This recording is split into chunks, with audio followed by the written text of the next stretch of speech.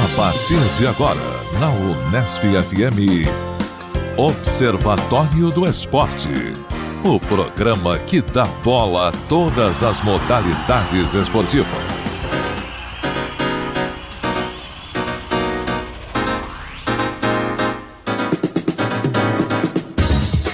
Olá, ouvinte da Unesp FM, hoje é sábado, 27 de maio de 2017.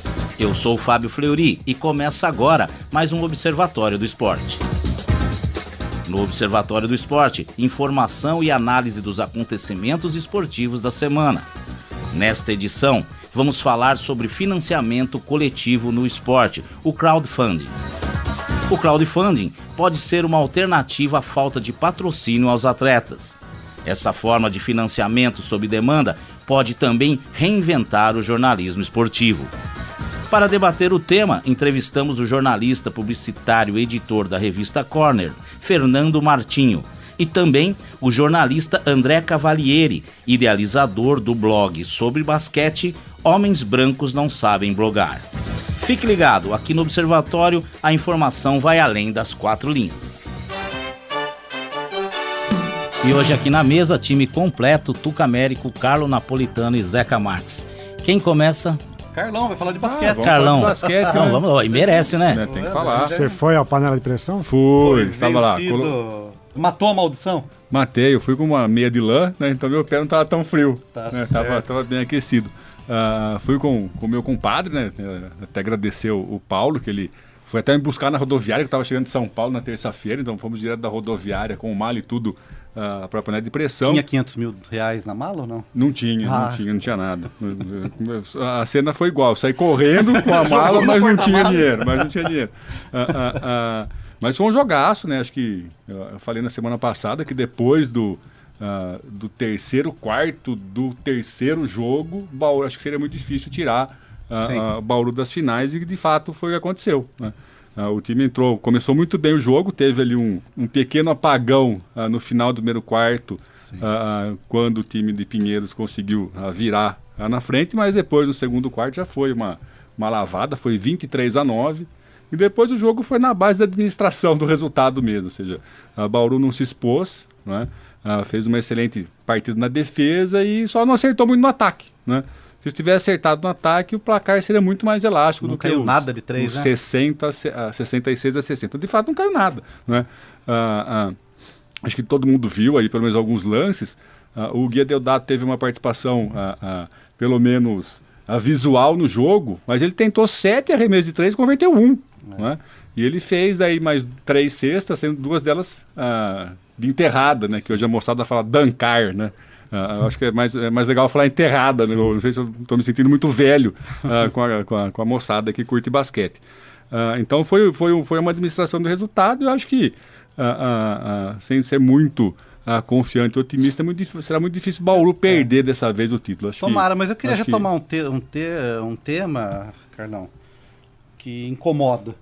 Né? O primeiro jogo será em São Paulo, segundo em Bauru, e depois vai se decidir onde serão os jogos, mas Bauru já deu as opções, que seria Araraquara ou Botucatu. Tuca, informação oficial já, o terceiro jogo vai acontecer em Araraquara. O próximo jogo é agora no sábado, dia 27, o segundo jogo previsto e agendado já para o dia 2, na sexta-feira, na panela de pressão às 19h30, daí a previsão de jogos. Nos próximos domingos, dia 4, 10 e 17 de junho, todos às 14h35. Eu acho que essa transição de jogos, o mais complicado é os times fazerem um jogo na sexta-feira em Bauru e depois ter que se locomover para fazer um jogo no domingo, na sequência, em outra cidade. E talvez o principal problema seja a transferência do estádio, né? Porque o piso é um piso oficial, então tem que levar esse piso para o estádio e fazer a instalação em 2 dias. Então acho que esse é um complicador, né? Talvez o ideal fosse jogar nos próprios ginásios. Carlão, mas eu estou otimista, acho que em 3 jogos Bauru é campeão. Eu também acho, né? Sim. Acho que não é salto alto, acho que o time de Bauru é um time muito experiente, né? E talvez essas derrotas que aconteceram nos playoffs foi talvez até por excesso de confiança, acho que eles aprenderam, né? O Valtinho está valendo sobre a carreira dele, é a 4ª final que ele vai participar, né? E eu até deixei um destaque aqui pela partida que o Valtinho fez. Logo na primeira arrancada que ele deu, eu vi que ele sentiu o joelho. Ele estava com uma atadura na parte de trás do joelho, se não me engano, esquerdo, e ele fez o jogo inteiro puxando a perna. Né? Para quem joga um pouquinho de futebol, de basquete, de vôlei, sabe e consegue perceber. Mas esse comentário do Fleury, para mim, já dá conta da expectativa que a cidade tem, a cidade de Bauru, em torno de um título que é quase que garantido. E eu acho que isso é que pode jogar contra. Sim. Então eu imagino que haverá pelo menos 4 jogos. Não acho que fecha em 3, não. Eu acho que tinha que ser, Carlão, apesar de uma das equipes estar sediada em São Paulo, eu acho que tinha que usar o ginásio de Ibirapuera para essas finais. Entendeu? Até porque Bauru jogou lá as finais do Campeonato Internacional quando disputou há 2 anos. Então joga em São Paulo. O paulistano não vai encher o ginásio com torcida. Não tem torcida. Mas em São Paulo já está com polêmica. Eu vi no jornal, eles deixaram apenas 50 ingressos para não sócios. Então está tendo muita reclamação pelas redes sociais e vai ficar quase que um evento para associados. Mas quanto cabe no ginásio deles lá? 1.000 pessoas? O ginásio é muito pequenininho. É pequeno. Poderia se fazer no ginásio de Ibirapuera, que não vai lotar, e é divisão de ingressos. Cada equipe tem metade dos ingressos para 2 jogos. Né? Faz os 2 primeiros na casa de cada um, os próximos 2, Ibirapuera... Acho que poderia ser feito aqui, porque o grande argumento para fazer no outro estádio é por conta da televisão. Mas todos esses jogos estão sendo transmitidos pela televisão, então não tem. Esse argumento que tem que ter 10 mil lugares. Não tem, são 5 mil. Mas a panela de pressão tem problemas estruturais graves. Tem, isso eu já sempre comentei. A gente sempre comentou isso. O estádio paulistano, talvez problemas um pouco menores, mas é um ginásio muito acanhado. Aliás, tem uma particularidade. Eu, quando estava na 5ª série em São Paulo, o professor de educação física da minha escola, que era uma escola pública, ele era técnico de basquete do paulistano. E ele arranjou uma credencial para que nós pudéssemos frequentar o clube e fazer uma espécie de teste, peneira. Então, durante 3 meses, eu frequentei o paulistano para jogar basquete nesse ginásio. Basquete de mesa, Zeca, pela sua altura? Não, era um belo armador. Um belo armador ficava no banco. Naquele tempo dava para a gente jogar, né? Eu fui ala também. Mas o ginásio é muito pequeno. É um ginásio de clube para uma dimensão interna. Quer dizer, não é para uma competição desse nível como alcançou a NBB. Então daria pra gente montar um time, porque eu fui pivô. Você pivô? É verdade. O quê? Mirim? Não, eu nunca joguei, então eu tô fora dessa. Não, então tá fora. Então só 3. Mas assim, eu tava falando, acho que o time de Bauru é muito experiente, então acho que vai ser muito difícil perder essas finais. Sendo 3-2, 3-0, 4-1, acho que será difícil o Bauru perder. Agora, o Jefferson, só comentar, ele participou de todas as finais do NBB.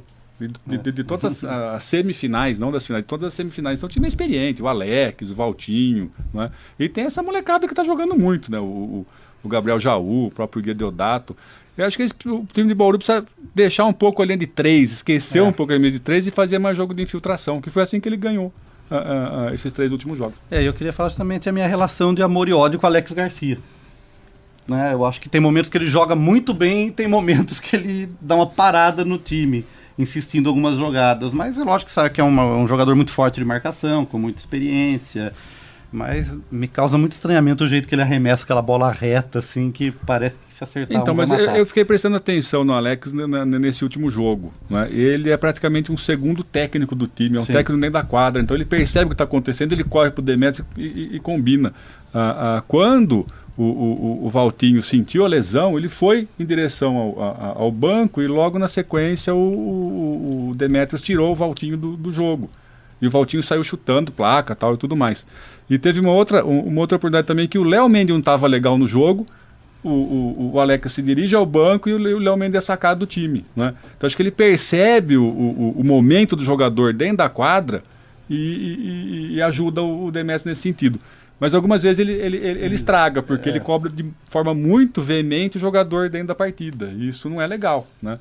Teve um lance que ele cobrou o Chilton, e bem corajoso, né? Porque o Chilton é uma porta de 2x2. E o Chilton foi pra cima dele, não gostou muito da bronca. Né?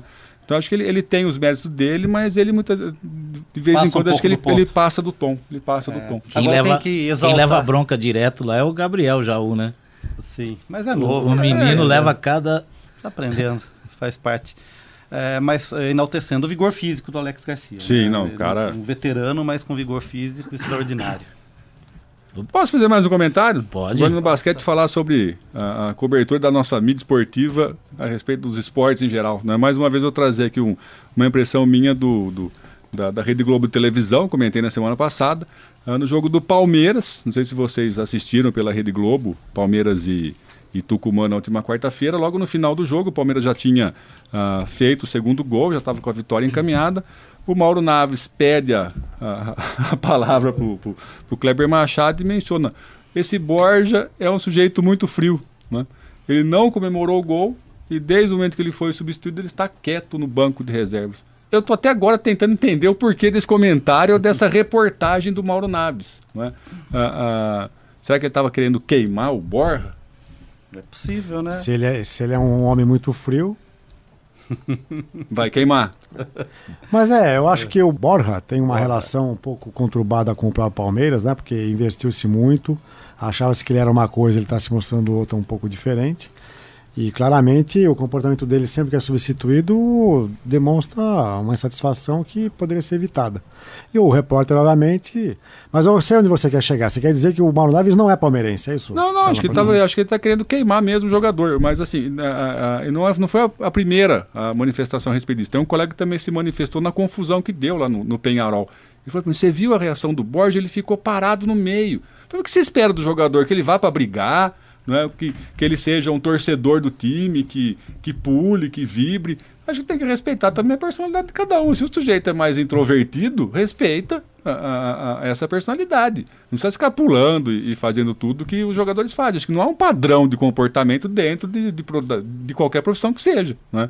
E se ele é um jogador introvertido, ele tem que ser respeitado nesse sentido. Ele poderia completar o comentário dele entrevistando o jogador. Daí sim nós saberíamos... Né? Não, ficou uma coisa solta no ar. Seria interessante, né? Ficou uma coisa completamente solta no ar, como algumas manifestações do jornalismo da Rede Globo têm ficado ultimamente. Sim. Observatório do Esporte na Unesp FM. Tucamérico ou Zeca Marques? Vai no Paro Ímpar? Pode ser Tucamérico. Vamos lá, então. Dois pequenos comentários em relação ainda à repercussão dos Jogos Olímpicos, né? Matéria que repercutiu na última quinta-feira. Inclusive, eu tinha separado esse tema para discutir aqui e antes de chegar na gravação, estava assistindo o jornal hoje lá na minha sala. E isso também foi tema de uma reportagem que é sobre as medalhas olímpicas que foram distribuídas aqui no Brasil e que estão defeituosas ou que estão danificadas, né? Descascando, enferrujando. É um caso de recall, Tucamérico? Eu acho que vai ser um caso de recall, mas é uma coisa que deixa a gente um pouco envergonhado, né? Quando a gente pensa numa medalha olímpica, um material de qualidade, uma coisa que deva durar a vida inteira, né? E o que acontece é que mais de 80 atletas dos Estados Unidos, norte-americanos, já estão enviando aí as medalhas para serem substituídas, né? Tinha uma data. O Comitê Olímpico deu um prazo final até a última terça-feira, dia 23, para que essas medalhas fossem encaminhadas para troca, né? Mas fica uma coisa estranha. O Mário Andrade, que é o porta-voz dos organizadores dos Jogos, que aconteceram aqui no Brasil, diz que foram encontrados problemas, né? E que entre 6% e 7% das medalhas apresentam defeitos de fabricação, eu creio, né? Mas também na matéria se discutiu que o manuseio dessas medalhas por muitas pessoas que foram tirar fotos, que foram em programas, todo mundo quer pegar a medalha. Pode ser a mordida também, né? Porque todo mundo morde, né? Então uma bactéria. Mas eu acho que quando do desenvolvimento do produto, a gente tem uma coisa... engenharia que chama teste de resistência, né? Então acho que pularam essa parte, ninguém mordeu uma medalha para fazer o teste. Tuca, sabe o que mais me preocupa nesse negócio todo? Né? Quando você falou que ia comentar, eu até perguntei para nossa produção para checar quem fez. Ah, sim. Não é? E quem fabricou essas medalhas foi a Casa da Moeda. Então acho que todo ouvinte deve olhar para sua carteira e verificar se as suas notas ainda estão íntegras, né? Se elas não estão enferrujando, esfarelando. Né? Então fica aí essa nota que mancha um pouco mais aí os Jogos Olímpicos que aconteceram no Brasil. O Mário Andrade, também porta-voz, diz que o que pode ter acontecido, vou abrir aspas, o problema mais comum é que elas tenham sido derrubadas ou manuseadas com descuido e com isso perdido verniz, causando ferrugem ou uma mancha escura no local em que foram danificadas. Acho que é inadmissível, né? Uma perda no verniz numa medalha olímpica. Eu acho que tinha que ser uma coisa preparada para ser mais resistente, né, Carlão? Sem dúvida. Mas isso aí é talvez o jeitinho brasileiro, né? Fizeram em cima da hora, não deixaram secar direito. Então deve ter sido isso. Tá certo. A maresia do Rio de Janeiro. Pode ser. Então vamos lá. O próximo, ainda Jogos Olímpicos, né? E aí uma situação até um pouco bizarra, né? O comitê organizador tem uma dívida de cerca de 117 milhões de dólares decorrentes dos Jogos Olímpicos, né? O próprio comitê não consegue honrar essas dívidas e tem uma dívida. O comitê organizador tem uma dívida com o Comitê Olímpico do Brasil. Então, quem organizou tem uma dívida com o Comitê Olímpico de 20 milhões de reais. Tá? O problema é que não dá nem para cobrar. Porque, na verdade, você sabe quem que é o responsável pelo comitê organizador dos Jogos? Não faço a menor ideia. Foi o Nussmann. Você sabe quem que é o presidente do Comitê Olímpico? O Nussmann. O Nussmann. Então ele não pode cobrar dele mesmo. Então ficou essa história. Então, mas pelo que eu me lembro, Tuca, esse comitê ele foi criado pela lei e tinha um Isso. prazo de duração. Acho que era 1 ano. Isso, ele está para Então, acabar tá pra agora. acabar. Na verdade, já deveria ter prestado contas. Diz que o levantamento das dívidas está atrasado. Tem uma empresa que está fazendo uma auditoria, que inclusive apontou uma diferença aí na dívida, e eles prometeram que até o final de junho esse relatório vai ser feito, mas que já tem a previsão, né, de um certo calote embutido na dívida aí. Se for o caso, tem que prorrogar esse prazo da lei, né? Então, o nosso Congresso Nacional, que está operante ultimamente, talvez ele tenha na pauta aí até setembro, né? Mas esse assunto para tratar. Então vamos esperar e ver o que acontece, né? Então, resumindo aí, o presidente do POP não pode nem reclamar dívida porque ele é o responsável pelo comitê organizador. Ele não vai cobrar dele mesmo. Ele vai ter que mandar uma promissória para ele mesmo, tá? E meu último tema é um tema mais light e tal, mas é mais um elogio, né?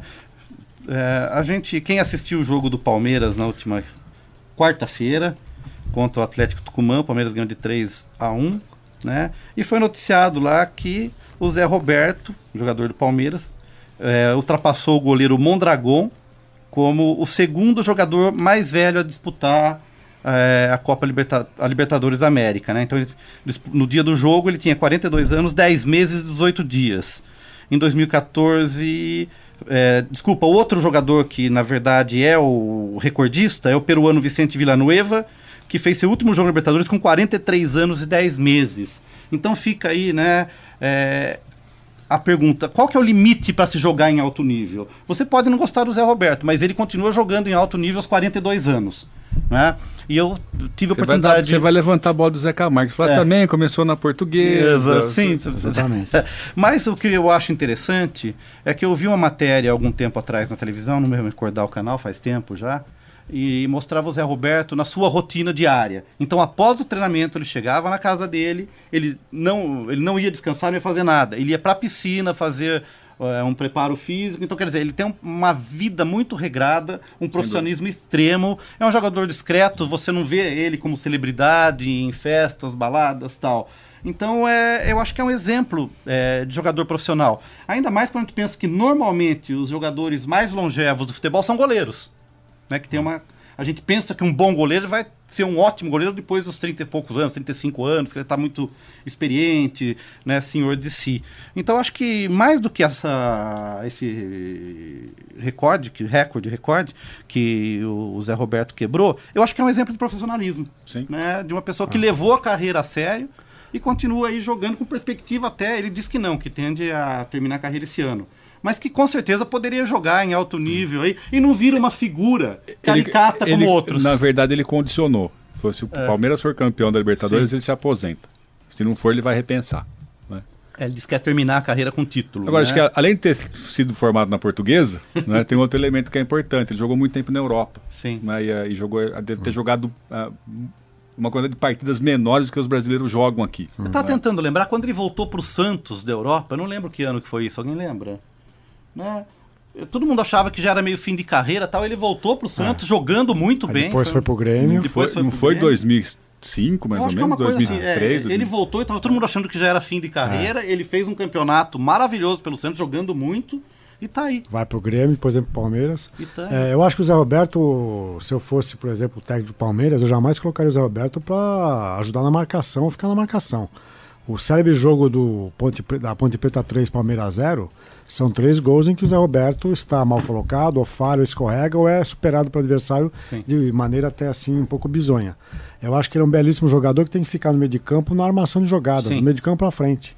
E ontem, por exemplo, o gol dele é essa jogada em que ele aparece como Surpresa. um jogador de surpresa que arma e vai ao ataque. Como defensor, Não tem infelizmente, mais condição física, né? não tem condição física. Agora, o que é importante destacar é que ele se mantém em alta competição, como você disse, Tucamérico, em equipes de projeção. Sim.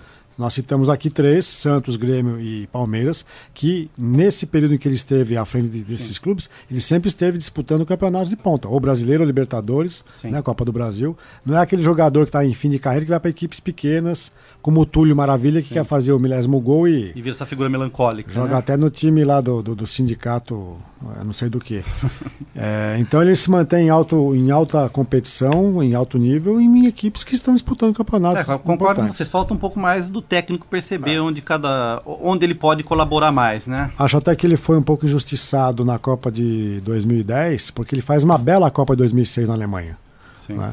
Ele jogava na Alemanha à época, fez uma bela Copa, poderia ter sido usado pelo Dunga em 2010 e eventualmente até pelo Filipão em 2014, porque as opções que o Filipão tinha para o meio de campo em 2014, para mim nenhuma era muito superior ao próprio Zé Roberto, né, que já estava jogando aqui no futebol Com brasileiro. experiência, né? Tá, ok. Então seriam esses meus comentários de hoje. Então, de Tuca volta pro Zeca. Eu quis destacar aqui uma matéria que depois eu vi que o Fleury também tinha distribuído para a Tucamérico. Mas é o seguinte, matéria do Estadão desta semana, republicada pelo portal UOL, no dia 24 de maio, cujo título diz: Estrutura esportiva em escolas é deficitária, mostra a pesquisa do IBGE. Eu acho que pela primeira vez o IBGE consegue mostrar aqui algo que é aquilo que a gente conhece um pouco de maneira empírica. Então vejam só os dados. As escolas públicas municipais do país não têm estrutura adequada para a prática de esportes. Alguma novidade, Tucamérico? Nunca, desde quando nós éramos alunos do primário. Carlos Napolitano, alguma novidade que as escolas públicas municipais não têm estrutura adequada para a prática de esportes? Nenhuma. O dado é que é preocupante. Em apenas 27% das cidades brasileiras, as escolas têm campo de futebol, ginásio, piscina ou pista de atletismo. Não é tudo isso, é ou. Então, se a gente imaginar que 73% das escolas não tem nada, a gente percebe como é que o esporte é maltratado nas escolas municipais. Mas, enfim, como a escola municipal, no caso de São Paulo, ela atende uma parcela um pouco pequena, as escolas estaduais aqui tem a prática esportiva no chamado ensino médio, né? Que antigamente era o antigo ginásio. Os dados também não são muito alentadores. Nas escolas estaduais, que recebem principalmente alunos do ensino médio, há 2.017 instalações esportivas em 1.217 escolas. Só que 60% dessas escolas estão concentradas em poucos estados: Santa Catarina, Minas Gerais, Rio Grande do Sul, Ceará e Paraná. Então é um número muito pequeno de estados da federação que conta com a grande concentração dessas escolas. E vejam este dado: Rondônia, Amapá, estados da região norte, que a princípio a gente perceberia que tem algumas deficiências maiores na estrutura escolar. Mas Pernambuco e Mato Grosso do Sul, que é um estado rico, não tem nenhuma escola administrada pelo estado com quadras, ginásios ou campos de futebol. Né? E esses dados, só para dar o crédito da pesquisa, fazem parte do suplemento esporte do perfil dos estados e municípios brasileiros de 2016. Então isso aqui mostra o descompasso de o Brasil ter sediado Olimpíadas em 2016 e Copa do Mundo em 2014, sendo que o que poderia ser um grande legado seria a disseminação do esporte, pelo menos na base curricular, né? Em todos os níveis, nas escolas estaduais, municipais e até nas federais, que existem em muitas cidades do país. Como isso não acontece, como é que a gente vai querer que haja um ciclo olímpico com campeões e medalhistas daqui a 8 anos, né? Para a Olimpíada de Tóquio, a próxima, e a seguinte, que eventualmente pode ser Paris, né? Paris está um pouco na frente da disputa. Então são números preocupantes que demonstram que a gente está falando do esporte, né? Se a gente for falar de outras questões que envolvem estrutura de professor, de condições de trabalho, de salas de aula que tenham boa iluminação, bom conforto térmico, a situação não é muito melhor, né? Não, e é triste, né, Zeca? E, por exemplo, a gente sabe, eu não sei vocês, acho que o Carlão também, a gente aqui no interior, nossas escolas tinham só quadra. E não eram quadras cobertas, então a gente treinava embaixo de sol, debaixo de chuva, né? E mesmo assim ainda existia uma prática esportiva mínima nas escolas municipais e estaduais. O que eu percebo é que isso praticamente não existe mais, não vejo mais campeonatos como existiam nos anos 70, 80, até 90, como campeonatos municipais, campeonatos colegiais, né, em que tinha uma disputa entre as escolas da rede. Creio também que isso passa um pouco pela formação do professor de educação física, que está mais preocupado em atuar em outras áreas do que nesse tipo de formação, né? E também por mercantilização do esporte. Hoje as escolas terceirizam o esporte, então eu tenho a impressão que a escola pública não oferece mais a formação ou a prática esportiva de determinadas modalidades. Isso está terceirizado. Então você vai para a escolinha de basquete, para a escolinha de vôlei, para a escolinha de futebol. Mas eu tive o grande prazer de fazer o meu primário, antigo primário, na escola estadual Godofredo Furtado, em São Paulo, na rua João Moura, Rua do Choro. O Fleury deve se lembrar da Rua do Choro. A escola ficava do lado ali, onde havia o chorinho aos domingos. E essa escola, quando eu passo da 4ª série primária para a 5ª série do ginásio, ela acabava de inaugurar um ginásio remodelado, coberto, com 3 lances de arquibancada e um ginásio multiesportivo, que podia ter prática de vôlei, de basquete, handebol e futebol de salão. Então eu tive a felicidade de estar numa escola pública, estadual, à época, que tinha acabado de remodelar a sua quadra esportiva, e eu fiz da 5ª à 8ª série nessa escola, podendo ter a possibilidade de praticar essas 4 modalidades que eu acabei de citar. Eu acho que vai muito, também é lógico que a infraestrutura é importante, mas vai muito da vontade do professor. Eu tive vários professores que, embora a gente não tivesse a estrutura na escola, tinha boa vontade. Eu lembro, por exemplo, o professor Plínio, lá na escola Coronel João Cruz e Avaré, a gente tinha 2 quadras que não eram cobertas. E tinha um espaço gramado. Nesse espaço gramado, ele aproveitava para ensinar atletismo, arremesso de peso, arremesso do dardo, corrida, salto triplo. Eu já falei aqui que eu fui campeão avarense juvenil de salto triplo. Mas a possibilidade de aprender 9 metros e 61 centímetros. Salto triplo? Salto triplo. Na época que o recorde era 17 metros, o João do Pulo? Mas João do Pulo, né? o João do Pulo tinha de perna a minha marca, né? E mesmo depois, outros professores lá em Botucatu, quando eu estava na 5ª série, o professor Fernão, que era praticamente um sargento de tiro de guerra, né? Aquela coisa rígida e tal, mas ele cumpriu a função, ensinou os fundamentos de esporte, as regras de esporte, não era aquela coisa de só toma a bola e vai brincar, né? Então acho que, lógico, a infraestrutura é importantíssima, mas a vontade do professor em querer ensinar os alunos, dar a oportunidade de conhecer outras modalidades também é impossível e parece que isso está um pouco adormecido. Observatório do Esporte na Unesp FM. Encerramos por hoje o primeiro tempo. Fechado. Fechado? Fechado. Então, na sequência, o segundo tempo do programa com a matéria da semana. A locução é de Pedro Norberto. Observatório do Esporte. Confira a reportagem da semana. Um tema em debate.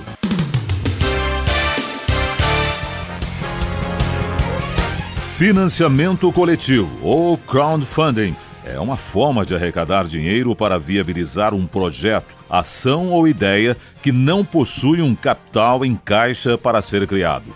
Existem 2 tipos mais conhecidos desse financiamento: o recorrente e o tudo ou nada. O recorrente é basicamente uma mensalidade que as pessoas pagam para o projeto acontecer. Já o tudo ou nada é uma forma em que há apenas o financiamento para a criação da ideia. O termo em inglês foi criado em 2006 pelo empresário americano Michael Sullivan, entusiasta desse tipo de projetos. Mas antes disso, ações e projetos filantrópicos já se utilizavam do preceito do financiamento coletivo para seguirem suas atividades. Projetos como o Criança Esperança e o Teleton são amplamente divulgados na TV aberta. No geral, os projetos de crowdfunding são usados para arrecadar dinheiro para projetos sociais, desenvolvimento de softwares, filantropia, gravação de CDs, jornalismo independente, entre outros. No esporte, esse financiamento coletivo tem ganhado cada vez mais espaço. No Brasil, é uma prática extremamente comum entre os atletas olímpicos. Como não existem muitas empresas dispostas a investir e o investimento federal é cada vez mais escasso, eles se veem sem saída para continuar. Até mesmo a medalhista de ouro olímpica no salto em distância, Maureen Maggi, recorreu ao crowdfunding como uma forma de viabilizar seu treinamento. O Observatório do Esporte entrou em contato com o jornalista e publicitário, editor da revista Corner, Fernando Martinho. Ele comentou que, no caso dos atletas, o financiamento recorrente seria a melhor opção. Para o caso, por exemplo, de atletas que têm dificuldade com patrocínio, o financiamento recorrente talvez possa ser o mais adequado, né? Então pode ser que funcione um clube, uma instituição ou um atleta, né, através de um financiamento coletivo. E não é só você lançar a campanha, né? Você tem que ter uma série de canais de divulgação e conquistar pessoas que não só vão te apoiar, mas às vezes o mais importante é o quanto ela vai te divulgar. O financiamento coletivo no esporte também acontece no jornalismo esportivo. Cada vez mais portais, revistas e sites especializados são criados baseados neste financiamento. A revista Corner, uma revista que traz um viés literário ao jornalismo esportivo, é um exemplo disso. Com edições trimestrais, o investimento desde a sua segunda edição é feito por meio de crowdfunding. O jornalista, editor e idealizador da revista, Fernando Martinho, explicou que é complicado produzir uma revista no mercado editorial brasileiro. Tem empresas, ou melhor dizendo, uma empresa que controla grande parte do mercado e essa empresa dificultou demais a nossa distribuição. E foi aí que começou esse gargalo que até fez a gente, no caso, recorrer ao crowdfunding, né? A primeira edição da revista foi lançada com um investimento feito pelos próprios idealizadores da revista. E só depois a opção pelo crowdfunding foi utilizada. Martinho explicou os motivos da escolha por esse financiamento coletivo. Demorou mais ou menos desde o lançamento da primeira edição até pensar realmente em fazer o crowdfunding. Demorou aí mais ou menos em torno de 9 meses. E o que aconteceu nesses 9 meses, né, foi o que nos levou a chegar à conclusão de que o crowdfunding seria ali a única alternativa, porque mesmo com a primeira edição lançada, a gente não conseguiu, por uma limitação em parte financeira e em parte tempo também, né, de alguém que conseguisse ficar responsável pela parte comercial, fazer reuniões, se locomover, você tem que fazer viagens, você tem todo um gasto ali que a gente já ficou totalmente descalço ali no início, quando a gente decidiu fazer a impressão da primeira edição, né? E aí, no decorrer desses 9 meses, a gente foi gastando possibilidades e chegando a conclusões de que o crowdfunding foi, na verdade, uma falta de opções, né? Um dos maiores blogs sobre basquete no Brasil é o Homens Brancos Não Sabem Blogar. Além do blog, a iniciativa conta com um canal no YouTube, o podcast e página do Facebook e possui um projeto de financiamento coletivo para ajudar seu crescimento. A equipe do Observatório do Esporte também entrou em contato com um dos fundadores do portal, André Cavalieri.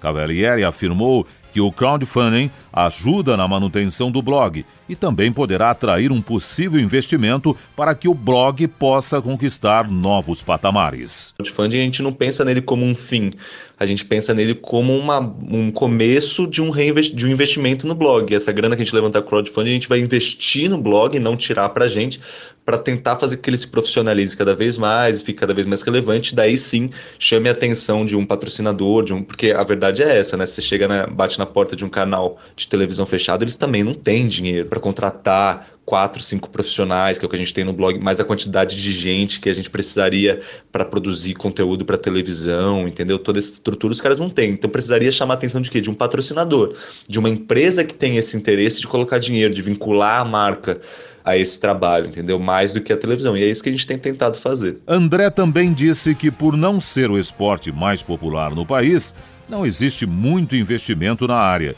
e que precisa de muito empenho dos idealizadores para funcionar. O que é preciso para o projeto acontecer, na verdade, é muito empenho das pessoas envolvidas, entendeu? Porque não tem retorno financeiro. Esses esportes, em geral, não só o basquete, mas os esportes que não tem grande alcance, que não tem espaço na televisão, eles também não rentabilizam, seja por meio de crowdfunding ou não. São raros os casos de crowdfunding. No Brasil, acho que só tem um Bola Presa, que usa a mesma plataforma que a gente, que consegue realmente tirar uma grana que sustente. Mas foi uma tentativa, justamente por conta do Bola Presa, de ver o que aconteceria, tentar criar um ganho para poder reinvestir no blog, investir em propaganda, de maneira que a gente se torne relevante a ponto de vir algum contratante. Essa que é a verdade. O jornalista do blog Homens Brancos Não Sabem Blogar também comenta que o meio do financiamento coletivo não é algo tão garantido e que já está ficando saturado. As pessoas normalmente acham que é só criar o crowdfunding que vai ter um bando de gente querendo ajudar, e não é bem assim, né? Até meio que pelo contrário. Como também hoje em dia existem muitos projetos de crowdfunding, as pessoas são bombardeadas o tempo inteiro com pedidos, com locais e iniciativas diferentes e super legais também, igualmente legais, entendeu? A gente tem muito projeto, tem muita coisa querendo ser feita.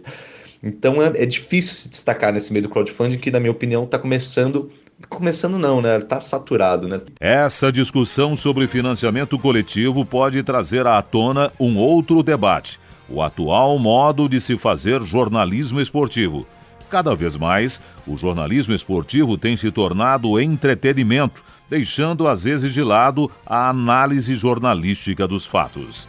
Muitos dos jornalistas comentaristas têm perdido posição para ex-atletas nos programas sobre o tema. Porém, para o fundador do site Homens Brancos Não Sabem Blogar, André Cavalieri, esse meio por demanda pode mudar a forma de se fazer jornalismo esportivo. Atualmente eu acredito que o crowdfunding como modelo de negócio ele pode influenciar o jornalismo esportivo, ele pode ser sim um agente de mudança. Mas não porque ele vai tomar o protagonismo, não porque todos os jornalistas esportivos passarão a ser sustentados pelo dinheiro do povo que vai se unir para sustentar um jornalismo independente. Acho que isso não vai acontecer, mas eu acho que os grandes meios de comunicação observam o crowdfunding para entender tanto quanto a pessoa que cria o crowdfunding, o que as pessoas querem, o que as pessoas apoiam, o que as pessoas têm achado legal. Então, acho que o crowdfunding ele é uma coisa que vai fazer o mercado entender melhor a demanda das pessoas, mais do que realmente revolucionar o jeito como as coisas são feitas atualmente. O jornalista e editor da revista Corner, Fernando Martinho, partilha da mesma opinião de que o crowdfunding pode ser um modelo a se apostar no jornalismo esportivo. Sim, eu acho que é um modelo para se apostar. E acho que o crowdfunding é um desses caminhos que certamente vão ser cada vez mais usados, né? Esta foi a reportagem sobre crowdfunding, financiamento coletivo no jornalismo esportivo. Mas ela não acabou. Aline Campanhã, você tem mais um entrevistado. Isso, a gente conversou com o Vinícius Lordelo, que ele é especialista em gestão, comunicação e marketing esportivo, e ele falou um pouco pra gente sobre o que acredita no jornalismo esportivo, se o crowdfunding ajuda ou não. Vamos ouvir. Eu acho que o jornalismo não. O jornalismo esportivo ele precisa ser reinventado independentemente do crowdfunding. Vivendo um momento de dificuldade de identidade mesmo. Não só o esportivo, o jornalismo de uma forma geral. As televisões, as revistas, os jornais, todas precisam se reescrever, se reinventar em função do advento já não tão imediato das redes sociais. Mas o jornalismo esportivo um pouco mais, porque ele já vinha encontrando algumas barreiras que independem das redes sociais. O jornalismo esportivo ele tem aquela questão do brasileiro de sempre acha que é técnico, todo mundo acha que é diretor, todo mundo acha que sabe muito. As pessoas tendem a olhar para o esporte com uma questão de não, eu não preciso estudar, eu já sei sobre isso. Ao ponto que se você vai para o universo da economia, por exemplo, as pessoas respeitam mais os jornalistas que escrevem sobre o assunto, né? Então o jornalismo esportivo tem essa dupla dificuldade do jornalismo em si e no ambiente do esporte você se comprovar, você se mostrar de fato conhecedor de um assunto. Essas foram as palavras de Vinícius Lordelo e aproveitar, fazer os agradecimentos, né, aos jornalistas que participaram antes dele, o publicitário e editor da revista Corner, Fernando Martinho, e ao jornalista e um dos idealizadores do blog sobre basquete, Homens Brancos Não Sabem Blogar, André Cavalieri.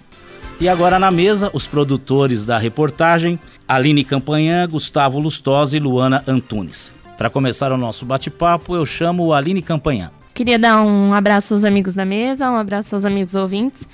E eu acho que a gente tem um exemplo muito próximo da gente, que foi o exemplo da Rafaela Silva, que teve o crowdfunding. Ela participou do coletivo do esporte, que ele é financiado pela Microsoft e foi criado em 2016. Esse projeto ele é próprio para apoiar o esporte olímpico brasileiro, então acho que é um exemplo muito próximo da gente, que a gente tem que começar a valorizar e dar um pouco de noticiabilidade para ela, porque muitas vezes está escondido e a gente não enxerga que está tão perto da gente, e é um exemplo que deu certo de crowdfunding. No futebol, ele está sendo um pouco mais lento o processo, mas nos esportes individuais ele tem muito mais força. Então acho que ainda tem que ser muito difundido nos esportes coletivos. Luana, o que você pode acrescentar a esta matéria? Sobre o assunto, o Vasco já tentou fazer um processo de crowdfunding e começou mais ou menos, o nome era Dívida Zero. E eles queriam pegar que os torcedores doassem dinheiro para dívidas do time pela responsabilidade do clube. E isso ficava mais parecendo uma doação do que o crowdfunding, porque não tinha contrapartida. Então, mas depois eles criaram mais um projeto que se chama o Mais Torcida, e os vascaínos estavam doando dinheiro para a reforma do ginásio do Vasco.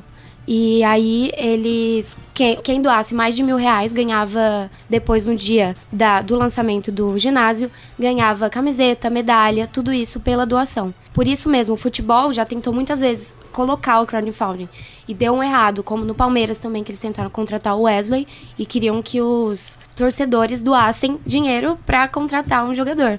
O futebol demorou a entender, mas agora está entendendo o que é crowdfunding. Perfeito. Gustavo Lustosa, qual a sua opinião? Um abraço, Fleury, um abraço aos amigos da mesa, aos ouvintes. Eu acho que essa discussão, como os nossos entrevistados disseram, ela pode ir além do esporte pelo esporte, sim a gente pensar na cobertura do esporte, ou seja, do jornalismo esportivo, que cada vez mais a gente tem uma coisa sob demanda, assim, não só no esporte, né, mas nas mídias, no entretenimento, você tem uma coisa sob demanda, como por exemplo Netflix. Querendo ou não é uma forma tradicional de se consumir conteúdo. Eu acho que esse crowdfunding, esse financiamento coletivo no jornalismo esportivo, ele pode vir nessa onda de uma coisa sob demanda. Eu não estou satisfeito com os tipos de jornalismo que tem os tradicionais na televisão, nos meios impressos. Então tem uma ideia legal aqui que vai falar sobre um esporte que eu gosto, que não é muito divulgado, como o próprio André tem o blog sobre basquete, e o Fernando que tem a revista Corner, que tem um viés bem literário ao esporte. Então eu acho que para esse público que não está tão satisfeito com as grandes mídias, como as grandes mídias tratam o esporte, pode ser uma boa saída para consumir esse conteúdo esportivo. E é extremamente democrático, né? Sim. Só participa quem quer, quem deseja mesmo, né? Uhum. E vocês da mesa, Tuca Américo, Carlos Napolitano, Zeca Marcos, o que vocês podem acrescentar à matéria, comentar? Eu diria que a Portuguesa é pioneira no crowdfunding no Brasil. Porque nos anos 70... Veja a situação dela. Comprar um estádio, é isso? Quando o Canindé foi reformado para ampliação das arquibancadas, criação das cabines de rádio, camarotes, houve uma campanha entre os sócios, houve várias, mas uma que teve destaque foi a campanha do azulejo. Então, os sócios davam um donativo, alguns valores estabelecidos, e a partir daí eles ganhavam o nome no azulejo que ficou, e está até hoje, numa salinha ali no estado do Canindé. Então vejam só. A família Marques não quis colaborar na época, que nós não tínhamos tantos recursos. Colaborávamos pagando ingresso, a maior parte das partidas. Mas o Zeca é ainda sócio-torcedor da Portuguesa? Sócio-torcedor e sócio do clube. São coisas distintas. Né? E eu acho que isso, quando você tem um clube como a Portuguesa, que é fruto de uma comunidade, né, isso tende a funcionar melhor. Né? Eu acho que isso faz parte... Claro. Você deu a dica. Mas quando vocês estavam falando, eu pensei no sócio-torcedor também como uma espécie de crowdfunding. Mas está de crowdfunding. Sim, é uma espécie. Sim. Mas o caso do Vasco, foi citado o Vasco. O Vasco construiu o estado de São Januário num crowdfunding da colônia portuguesa do Rio de Janeiro. Sim. Porque ele tinha conquistado o acesso para disputar o quadro carioca. A Liga mudou a regra dizendo só participa quem tem estádio. E o Vasco, em tempo recorde, conseguiu fazer o que é hoje São Januário, que passou a ser, à época, nos anos 20, o maior estádio do Brasil. Só foi suplantado pelo Pacaembu em 1940, quando o Pacaembu foi inaugurado em São Paulo. Mas o Getúlio Vargas, não à toa, fazia os seus discursos no estádio São Januário, que era o espaço para receber o maior público, na época, cerca de 30 mil pessoas, ali no estado da colina, Tucamérico. Eu acho que você pode usar a questão do crowdfunding, né, como um pedaço desse financiamento, né, como parte de um mix de financiamentos possíveis para viabilizar a carreira de um atleta e tal. Mas, de certa forma, embora eu pense que isso é válido, por outro lado, eu acho triste. Sim, né? sim. Porque me parece que quando um atleta opta pelo crowdfunding é porque ele já tentou tudo na vida e é uma última forma de tentar a manutenção da carreira. Então, acho que no Brasil, quando a gente pensa nesse tipo de financiamento no Brasil, já me parece uma última opção. Falar, eu não consegui nada, não tenho patrocinador, não sei o que lá, então eu acabo tendo que optar pelo Tuca, crowdfunding. Na música eu acho que fica um pouco diferente, né? Porque as grandes gravadoras sempre, né, reservaram o mercado, né? Dominaram o mercado. E com a possibilidade dos CDs independentes, da produção independente, né? Pelo financiamento coletivo, eu posso até aqui testemunhar, eu trouxe 3 CDs aqui que eu participei do crowdfunding deles, né? Que é de uma cantora, Ana Salvani, o Paulo Almeida e a Gisele Desante, uma cantora do Sul. E funcionou super bem, eu recebi 10 CDs de cada um brinde, né, por um valor estipulado, e funcionou super bem, né? Então fica aqui, eu acho que pra música, pra fugir daquele ecossistema de mercado, né, sempre vertical, foi uma boa para os artistas. Não, e na verdade você tem também essa comunidade de fãs que não querem ver o artista desistir da carreira, porque você apoia, gosta da produção artística deles, né? Então eu acho interessante. Mas vamos pensar, a gente tem essa possibilidade de crowdfunding dos atletas, que a gente está discutindo aqui, né? Que eu acho que é viável, mas acho que deveria ter outras possibilidades. A gente vê a questão, o atleta não tem dinheiro, e por outro lado as confederações estão roubando muito dinheiro saindo pelo escoadouro, né? E do ponto de vista do jornalismo esportivo, né, fica que tipo de contrapartida? Talvez como se fosse uma assinatura, né? Você ter acesso àquele conteúdo que não seria tão simples, mas também por parte da pessoa que administra não é fácil, né? Porque eles falam, não, eu quero dinheiro para implantar meu blog, implantar meu site, mas ele não vai conseguir viver só de crowdfunding, então também tem que criar um outro mix baseado em renda publicitária. Mas o que eu queria comentar é que eu acho que essa ação funciona para questões pontuais. Sim. Então eu quero lançar um CD, eu consigo arrecadar um dinheiro, lanço CD.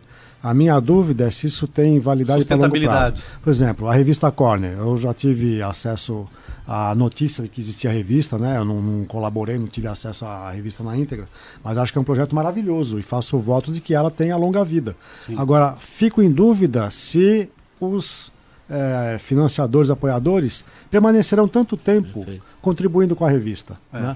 Então, para uma edição tudo bem, a gente consegue. Agora, para longo prazo, daqui a 2, 3 anos, será que ela se sustenta?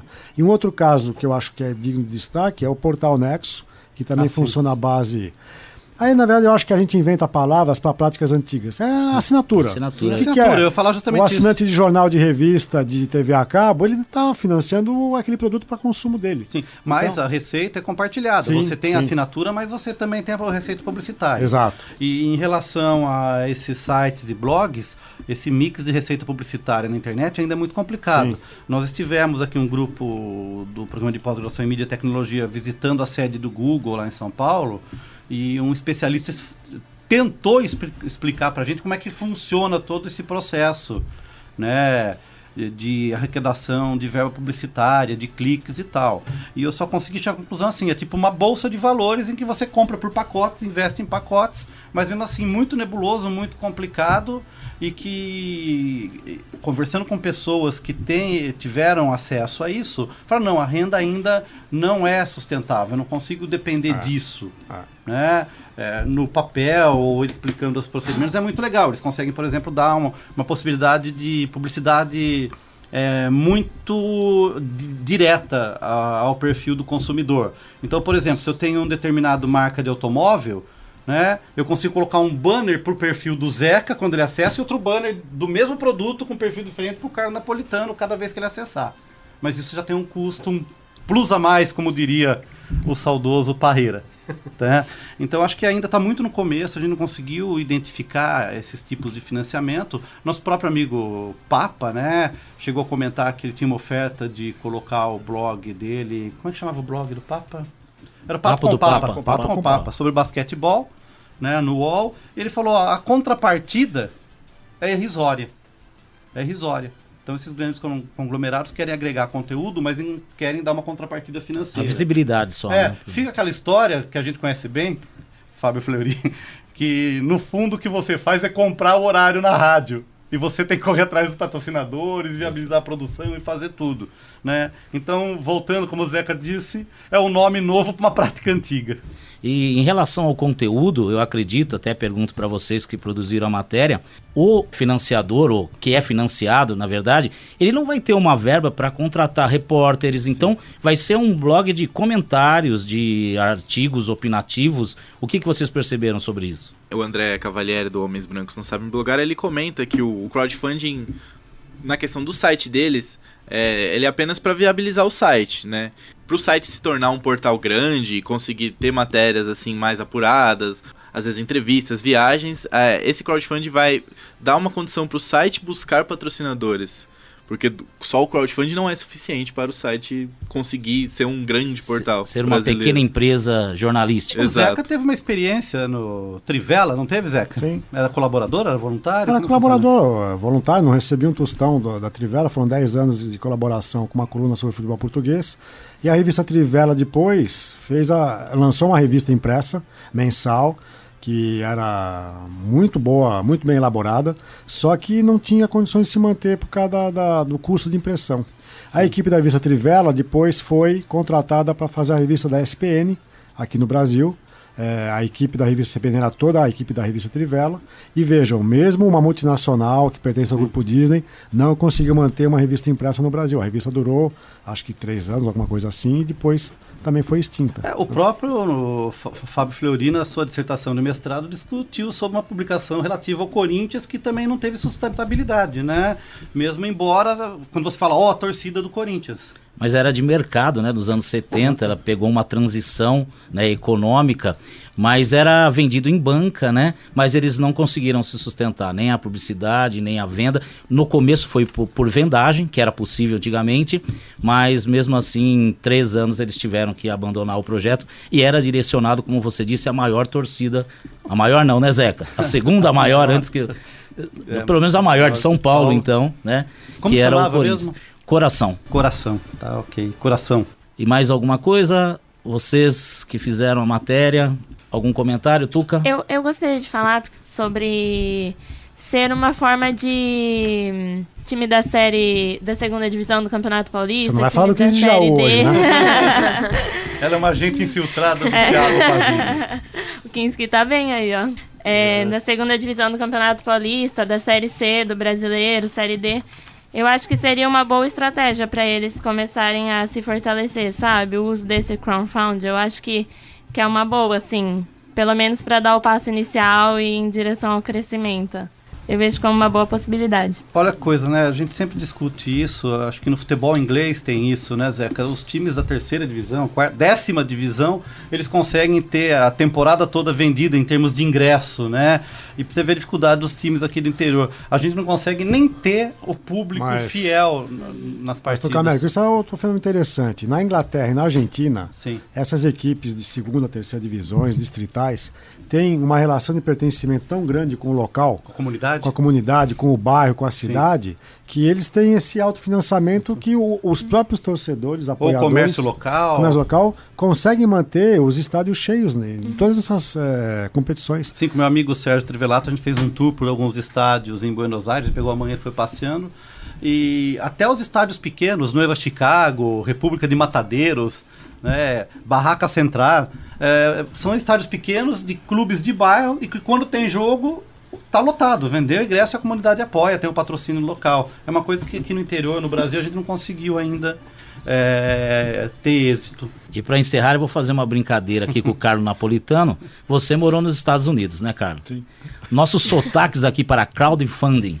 Crowdfunding. Tá bom? Tá certo? Tá bom. Ou é melhor falar vaquinha pela internet? Talvez financiamento coletivo, acho que é mais legal. Mas o nosso sotaque texano tá bom. Então fica um abraço para nossa equipe de reportagem e o Observatório vai chegando ao fim.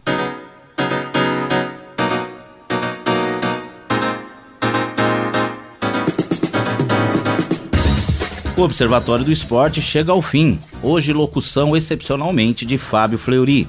Comentários de Zeca Marques, Tuca Américo e Carlo Napolitano.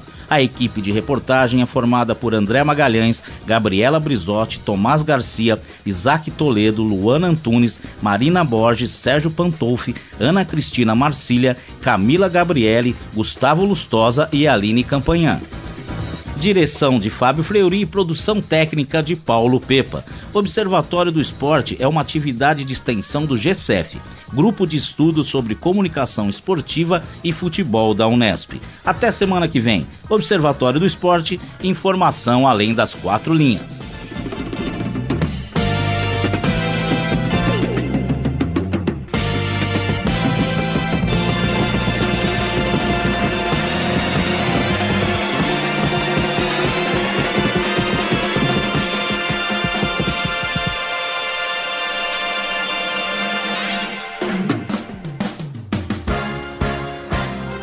A Unesp FM apresentou Observatório do Esporte, o programa que dá bola a todas as modalidades esportivas.